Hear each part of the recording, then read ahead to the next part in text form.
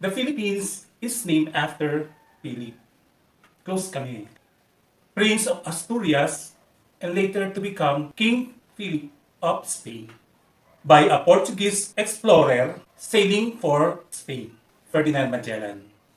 Since then, the country became a Spanish colony for over 300 years. I know. It has been written all over the pages of our history. But hey, we have to start somewhere. And that's exactly what are we going to discuss in this video. Today, the Philippines is an archipelago of, no, it's not 7,101 islands, as the former Binibining Pilipinas-Universe Charlene Gonzalez said in this video. How many islands are in the Philippines? High tide or low tide?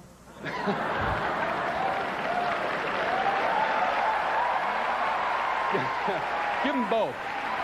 Well, with high tide, we have 7,107, and then low tide, we have 7,108. Wow, amazing. Well, at least she said depending on the high tide and the low tide, which is somehow true. But the fact is, Philippines has 7,641 beautiful islands today. Only 2,000 of which are inhabited, and the rest are still yet to be named. But prior to our colonization by the Spanish, and God knows how many times more after, did you know that the Philippine history, my history, your history, started 50 million years ago? Hi, this is Rene of RLumbang MyMEDIA and the Real Life Media, and we're going to take you back in time when life is better and, well, simpler.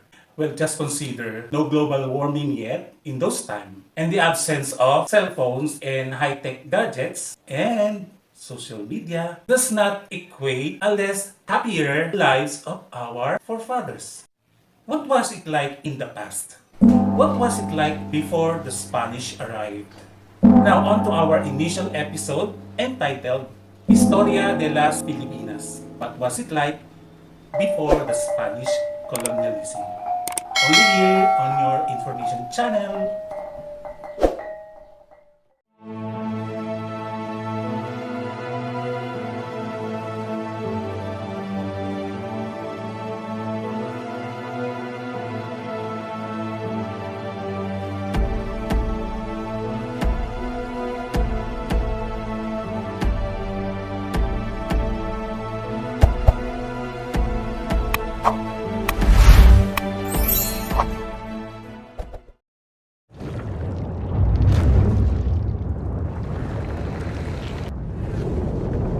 Some 50 million years ago, an archipelago was formed by volcanic eruption.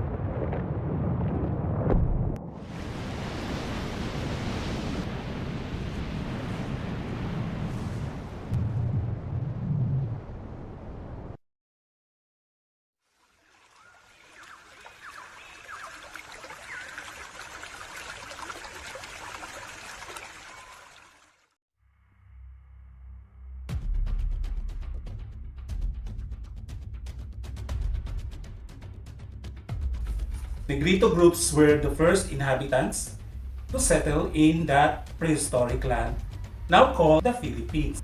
In the middle of Stone Age, that is about 30,000 years ago, the Austronesian people migrated from the mainland Asia. These early migrants of the Philippines were groups of people from southern China and Taiwan arrived in the islands of the Philippines to be its first settlers, perhaps over land bridges built during the Ice Ages. These countries belonged to the Austronesian region, and they brought with them their own cultures, traditions, religions,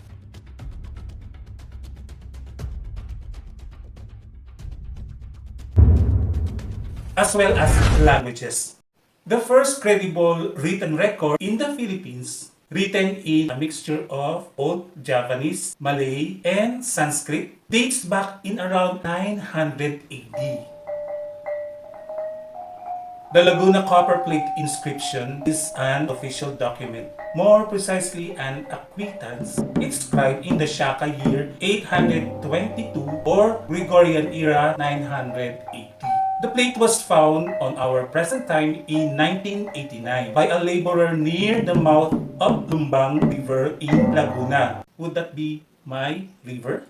It is the earliest known calendar-dated document found within the Philippine Islands. The pre-colonial native Filipino script called Baybayin was itself derived from the Brahmic scripts of India.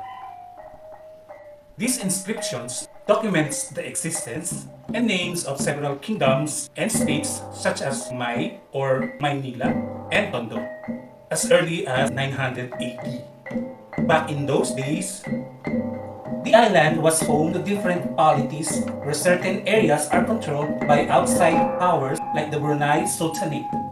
He was also home to polities like or Maynila and Tondo. Rulers took one of many different titles depending on the region. Sultan in Islamized area to Raja where there's more contact to Malaysia and Indonesia, Tulakan among the Tagalogs. As if to show you how the first days has always been, the Philippines can be divided into 134 ethno-linguistic groups with 135 languages native to the country. The 135th being the national language Filipino in the official variety of the Tagalog language, so official in the government alongside English. Going back, did you know that we already had an advanced civilization back then? Our ancestors possessed a complex working society and culture, replete with works of arts and literature. When the colonizers came, everything contradictory to their own system had to go. Sculptures, texts, religious ceremonies, and virtually anything else deemed obscene, evil, or threat to their rule were eliminated. In the 10th century, the coastal villagers welcomed Chinese commerce and settlers.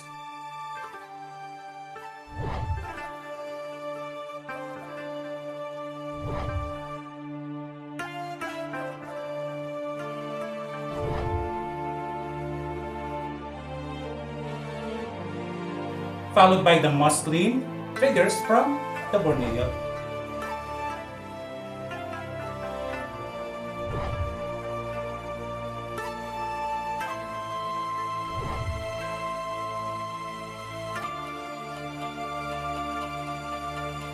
The merchants from this country traded for goods such as gold, pots, and other products. By the way, bartering is the exchange of goods and services between two or more parties without the use of money, and it is the oldest form of commerce. The Philippines is one of the very few countries in Asia to have Christianity as its major religion. I'm proud only to tell you this because of colonialism. Before they were taken by the Spanish though, the Philippines was largely Slavic and Hindu before that. Back in the 14th century, an explorer named Makdum Karim left his province in Malacca, bringing Islam to the Philippines. He converted the Hindu king Raja Baginda of the Sultanate of Sulu to Islam. And then marrying his daughter, Islam has become increasingly popular after this conversion following an inflow of Muslim traders from the Middle East, Malaysia, and India. Today, the oldest mosque in the country is named after him. But 140 years later, another influential guy would show up in the Philippines. His name was Ferdinand Magellan. Again, this is Rene, and if you like more videos like this, go ahead, subscribe and share this to your friends. And as always, I'm leaving you peace and love. Good day.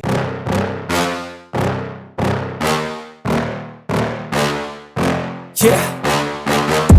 Please tell me that I can't, that I won't, that I fail, that I'll never make it out, yeah. Please tell me all the bad, never good, fill my head full of every single doubt, yeah. Please say any negative thoughts, I pop off when I hear people say I cannot. I get off to the thought of proving everyone wrong, I won't stop to the top, so you better bet.